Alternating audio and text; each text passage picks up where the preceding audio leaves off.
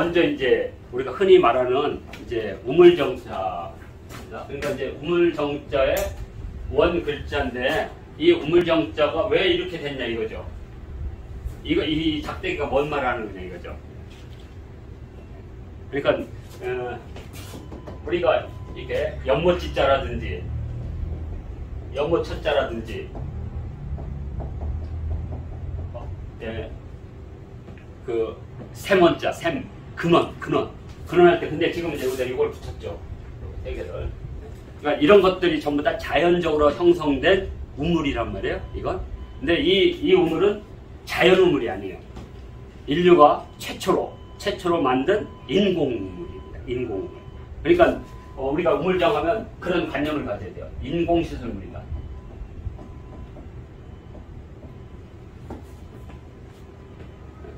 그래서 이렇게 자연 상태에 이렇게 우물을 만들면 자꾸만 물이 흐르면 흙이 쌓이고 무너지죠. 그러면 방법이 뭐겠어요? 돌이나 나무로 판을 짜서 무너지지 않도록 만들겠죠. 그래서 이것은 갑골문에도 나타나요. 그러니까 4,000년 전에 이미 나타나는 거 보면 그때 나무 판때기로 틀을 만들었다는 금방 왔습니다. 통나무로 틀을 만들었다. 그래서 이것을 뭐라고 부르냐면 문화영웅이라고 부릅니다. 문화영웅.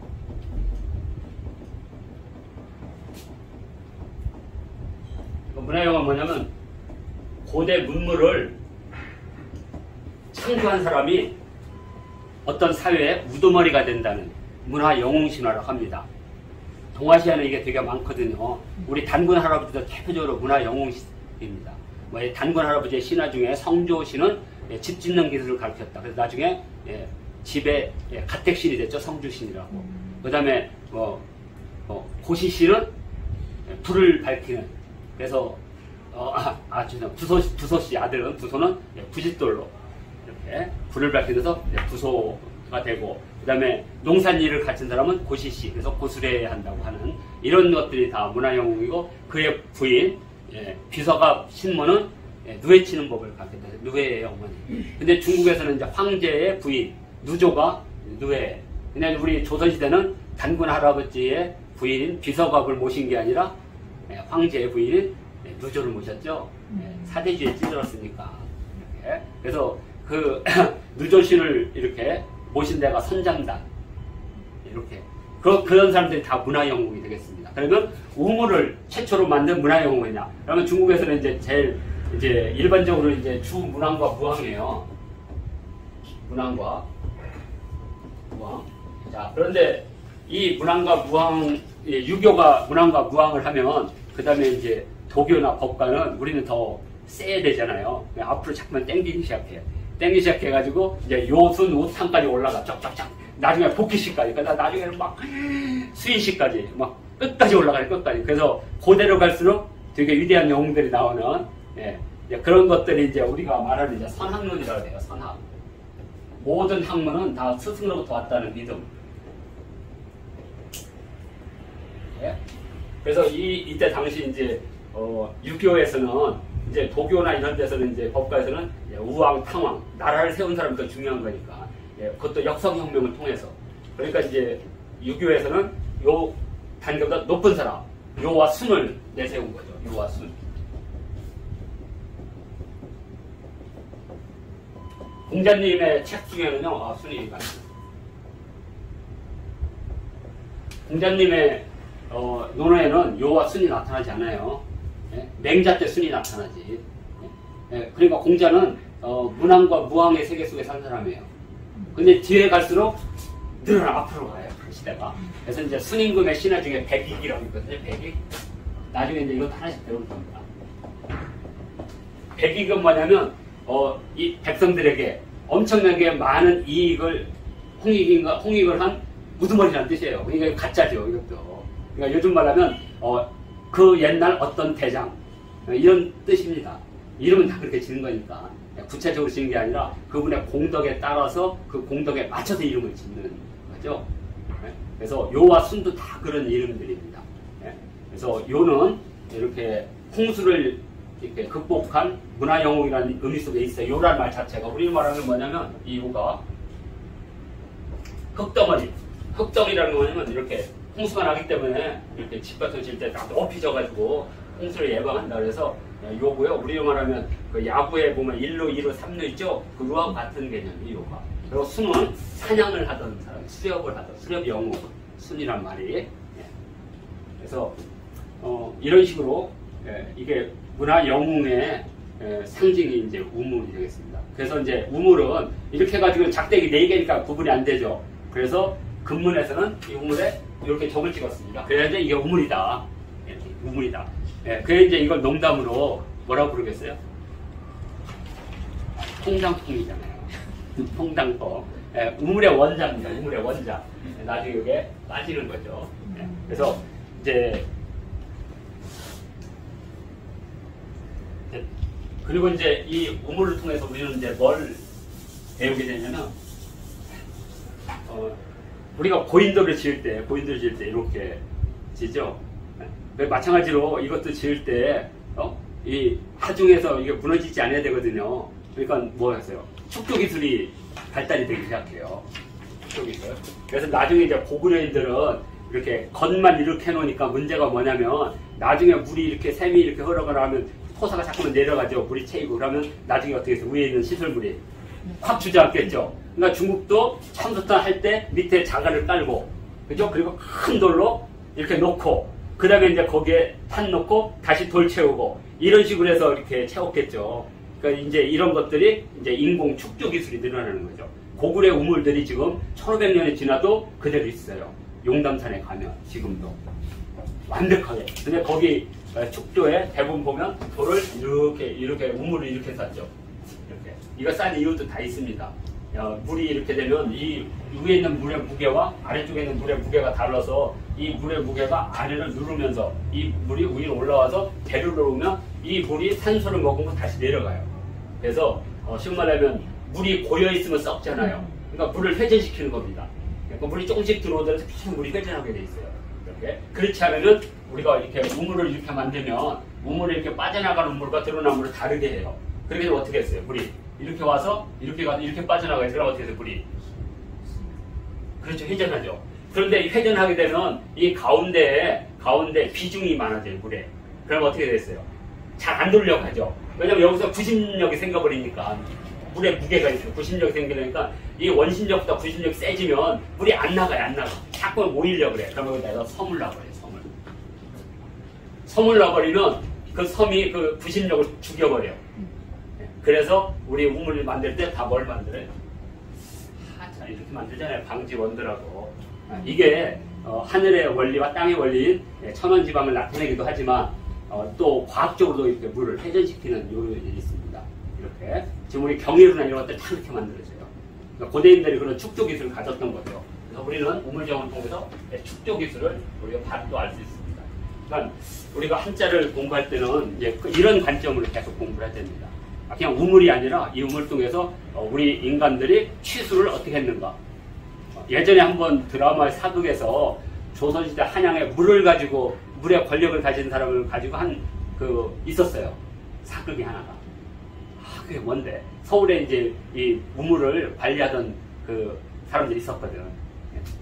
이 이제 취수의 중요한 인류에서 가장 중요한 취수죠. 왜? 자연수에서 인공수를 이제 마시기 시작하는 겁니다. 그런 순간 뭐가 되냐 이거죠. 이게. 네. 그래서 두 번째가 아까 말했죠. 이 친전수를 어떻게 청수를 유지할 것이냐 이게 제일 중요한 겁니다. 물이 이렇게 침전되면 썩게 돼 있어요. 그러니까 이것을 가장 좋게 하는 방법. 이게 이제 바로 우물을 가장 맑게 하는. 그래서 고대인들은 우물을 여러 단계를 만들어가지고 특히 인도의 하라파라 이런 데가 그 물을 그런 식으로 계단식으로 해가지고 계속 흘러나가게 해가지고 물을 깨끗하게 유지하는 그런 기법을 썼거든요. 그러니까 우리도 이런 기법을 쓰는 거죠. 이렇게 돌을 갖다가 이렇게 오면 이 여쪽에 돌을 이렇게 다 우둘부둘하게 해가지고 물이 오면서 계속 들이치면서 파도를 일으키게. 파도를 일으켜서 물이 산소를 갖고 이렇게 파도를 일으키면 자기가 먹었던 산소를 뽑아내거든 자꾸만 다. 분자구조가 깨지니까. 그래서 물을 맑게 하는 이제 그런 이제 기술이 있는 거죠. 침전수를 어떻게 청소할 것이냐는 그런 기술. 이게 이제 우물을 오랫동안 유지하는 방법이죠. 그리고 이제 이렇게 되니까 사람들이 이제 모여 살고 좋은 물이 있는 곳에 모여 살게 되잖아요. 그러다 보니까 뭐가 되냐? 여기가 포털 사이트가 되는 거죠. 포털 사이트. 그러니까 이렇게 우물이 있으면, 물이 많으면 이제 우물 옆에 뭘 만들겠어요? 빨래터. 그 물을 막 마음대로 버리면 아깝잖아요.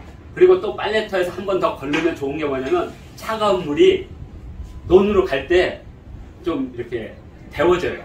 물이 이렇게 좋아져. 그래서 세 번째는 시정이라고 하는, 한마디로 말하면 포탈이 되는 거예요. 그 포탈이 아니라 뭐라 그러죠? 모임 장소. 그래서 이것을 뭐라고 하냐면 시정이라고 불렀어요. 시정. 저자. 왜 저자가 우물에 있느냐? 거기서 매일 모이고 거기서 매일 물물교환을 했기 때문에. 그래서 이제 여기서 괜히 이제 딴점 피우고 이런 사람들을 시정 잡배라고 부르는 거죠. 저자시가 여기서 나온 겁니다. 시정이란 말이. 그리고 이제 조금 더 지나면 이제 뭐가 되냐면 이 맑은 물을 먹으려면 궁극적으로 이렇게 흐르는 물보다는 아무래도 지하 저장수. 그러니까 최초의 우물은 냇가 계곡에서 흘러나온 물을 이렇게 취수하든 저장하든 이제 저수해서 이제 직접 물을 꼬리는 취수 형태로 가요. 그럼 어떻게 돼요? 깊어지죠. 땅을 파야 되니까. 그러면 이제 자, 지금은 이렇게 됐는데 이제 깊게 파야죠. 그래서 여기서 이제 나오는 물을 먹으니까 엄청나게 이제 이게 물이 맑죠. 나중에 이제 펌프까지 나오지만 펌프가 없으면 어떻게 해야 되죠? 바로 수레박이 나오기 시작하죠. 수레박이. 그래서 바로 뭐가 나옵니다. 도르래 원리가 진짜 생성하게 됩니다.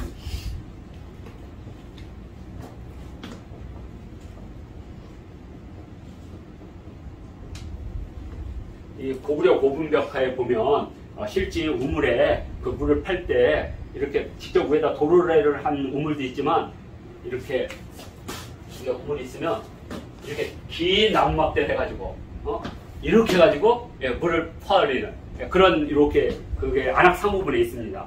이거 물폭이 좋죠. 그러면 이제 이게 다음 단계 가면 이제 논에 물을 퍼올 때 낮은 하천에서 높은 논으로 천수답이라고 하는데 그쪽으로 물을 올릴 때 이 도르래 원리를 쓰죠. 지렛대 원리를. 시골에서 많이 있어요. 시골에서 이렇게 저수지에 있는 걸 이렇게 누르면 이렇게 눌러가지고 이렇게 돌리면 그 물통이 이렇게 가서 탁 하면 엎어지고 다시 이렇게 와서 이렇게 접고 그렇지 않으면 이제 제일 이제 무식한 방법은 이제 어른들이 바가지 이렇게 두레박 빼가지고 이렇게 늘어서서 탁 해가지고 이렇게 던지고 아마 시골에서 나오는 이런 것들이 이런 원리가 여기에 나온다는 거죠. 자, 이제 그리고 이제 이거로 끝나지 않아요. 이게 이제 문화 현상을 말씀드리는 거예요. 우물에. 그러면 이제 마지막 문화 현상은 뭐냐? 사람들이 알았죠. 농사를 짓기 위해서는 논의 가운데다가 거대한 저수지를 만들면 되겠다. 그리고 그 물로 항상 퍼왔다. 그래서 둔벙이 생기겠죠. 그리고 그 둔벙은 공동관리하면서 그 공동관리하는 그 둔벙에게 뭘 주겠어요? 세금을 바치겠죠. 이제 그 둔벙을 관리하는 사람들이 이른바 신전의 사제들이죠. 또는 나중에 국가가 되는 거죠. 그래서 전체 세금의 9분의 1을 세금을 내게 되죠. 그게 바로 정전법입니다.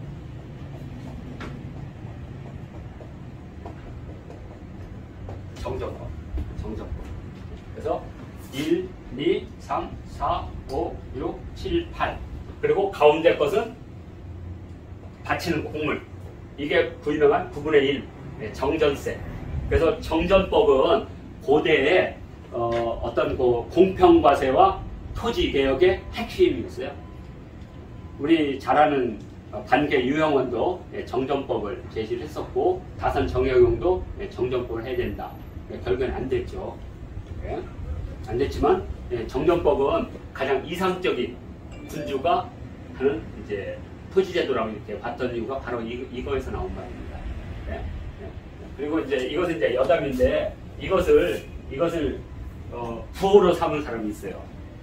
물론 역사적으로 확인은 안 됐지만 돌아가신 최인호 선생이 왕도의 비밀에서 저것이 바로 광개토대왕의 부호다라고 주장을 했는데 실제 광개토대왕과 관련된 지역의 토기에 이게 다 이게 있어요. 미스테리에 지금도. 그 4개 달린 사이 장병호가 저기 몽촌도성에서 출토됐는데 지금 서울대 박물관에 있어요. 근데 거기도 있어요. 참 밑에 거기다가 또 어디 있죠? 국립박물관에 가면 있는데. 그렇죠. 호초의 호. 청동으로 만든 호에도 이렇게 돼 있습니다. 실제. 이건 의미가 있습니다.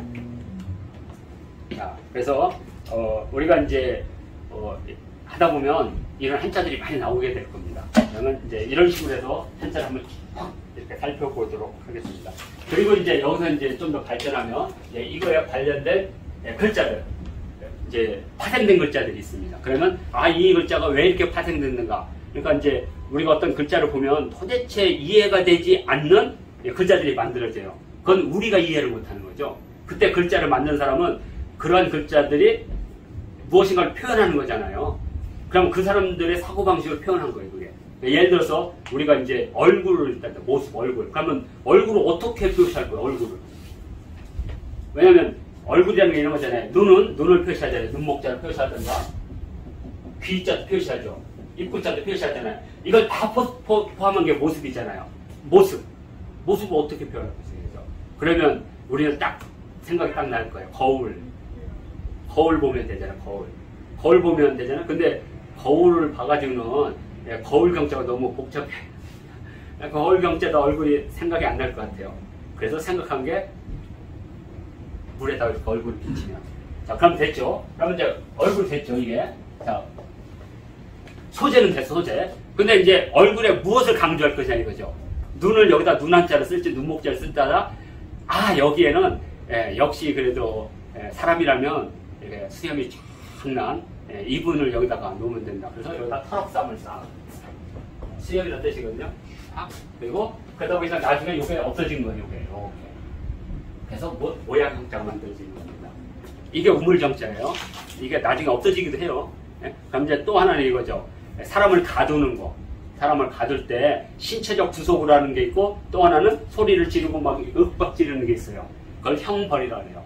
그러니까 벌은 이런 X 같은 다음에 하는 거 그게 벌이거든요. 자, 그래서 벌이라는 게 이제 이렇게 해가지고 이건데 요건 그물이고 요건 말이고 요건 칼이거든. 막 위협하는 거. 이런 얘새끼 너 나면 묻고 똑같잖아. 방에다 가두놓고 하잖아. 애들 많아들면.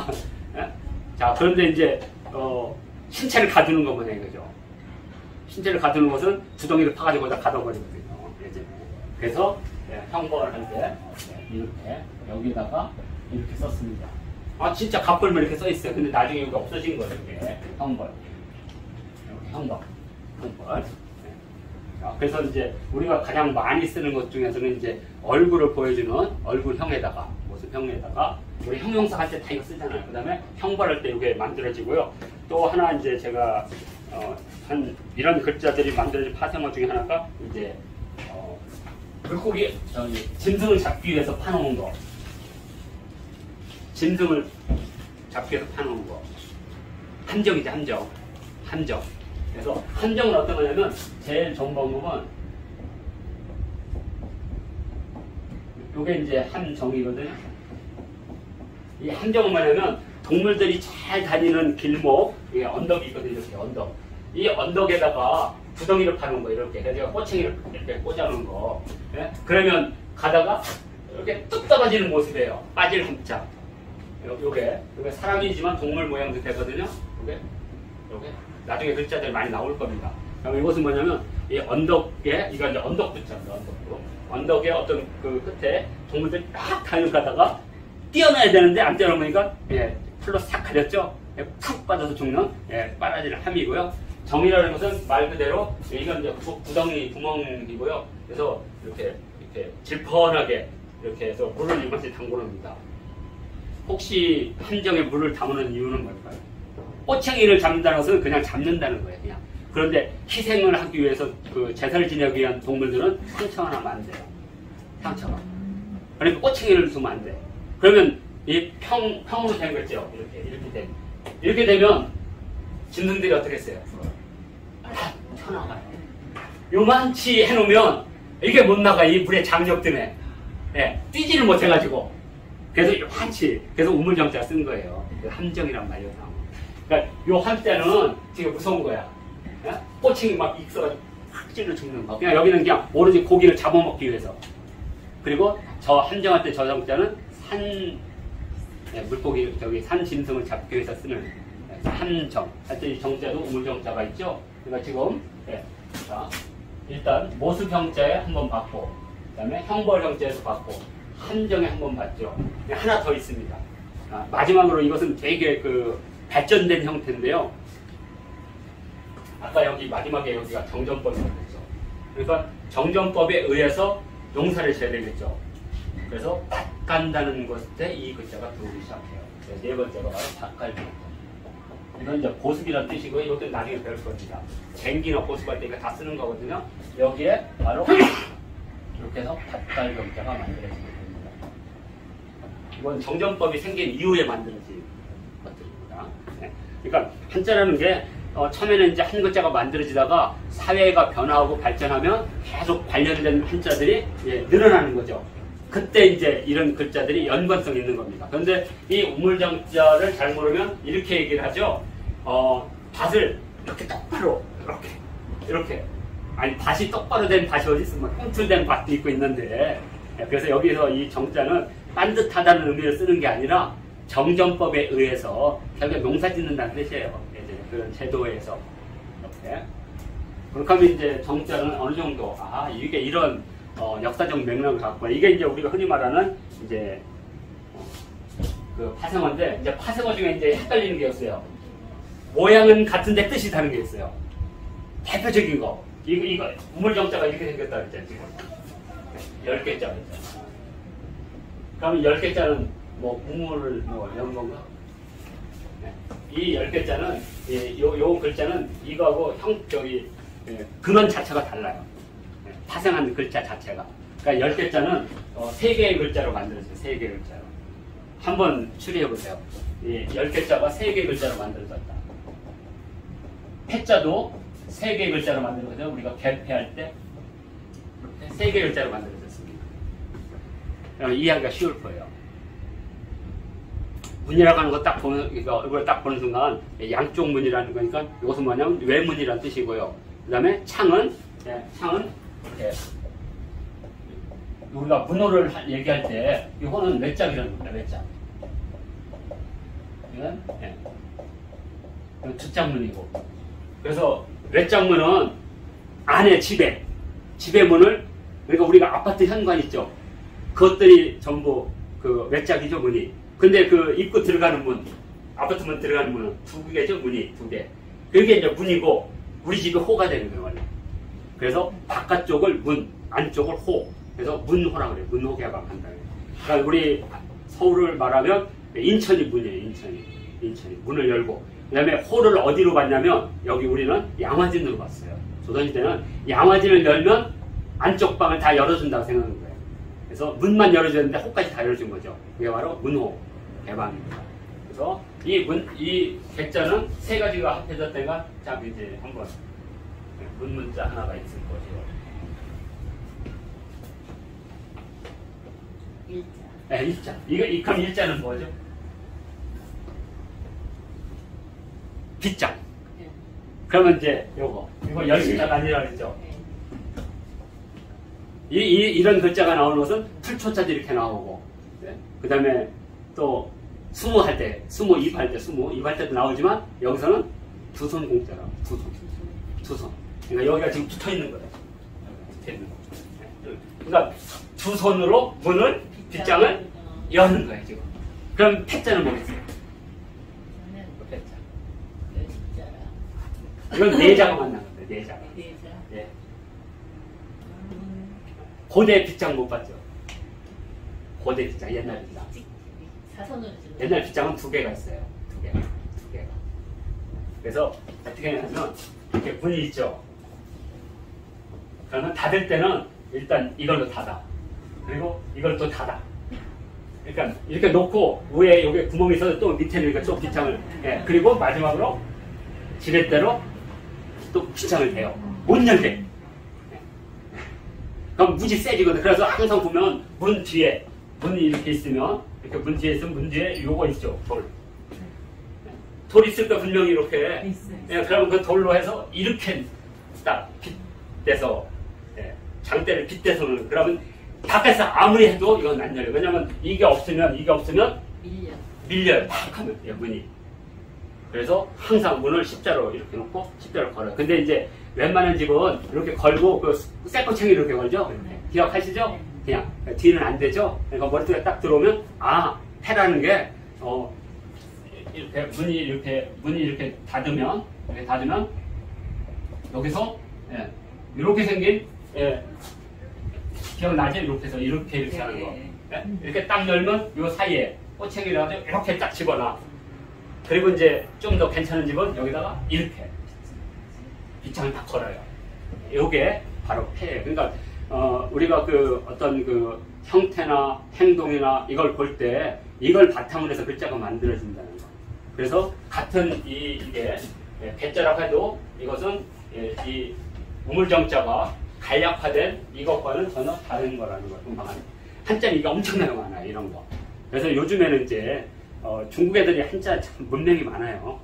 어려우니까 30년, 50년 한 사람들만 쓰는 거니까. 그래서 요즘에 이제 중국 애들은 한자를 가르칠 때 이런 형태나 과학적으로 가르쳐요. 입구자는 이런 데 가서 이렇게 파생이 이렇게 돼가지고 쫙 있을 거죠. 이런 글자들이 네모를 뜻하는 글자다. 그러면 우리가 천자문에서 항상 입구라고 가르쳐주니까 입으로만 생각하는 거죠. 그러니까 상상이 여기서 탁 막혀버리는 거죠. 그래서 이제 천자문을 벗어나면 이게 입구도 되고 상품도 되고 머리도 되고 배도 되고 우물도 되고 뭐 통도 되고 다양하게 제가 알기로는 한 12종 정도가 있습니다. 그렇게 이해하시면 돼요. 됐고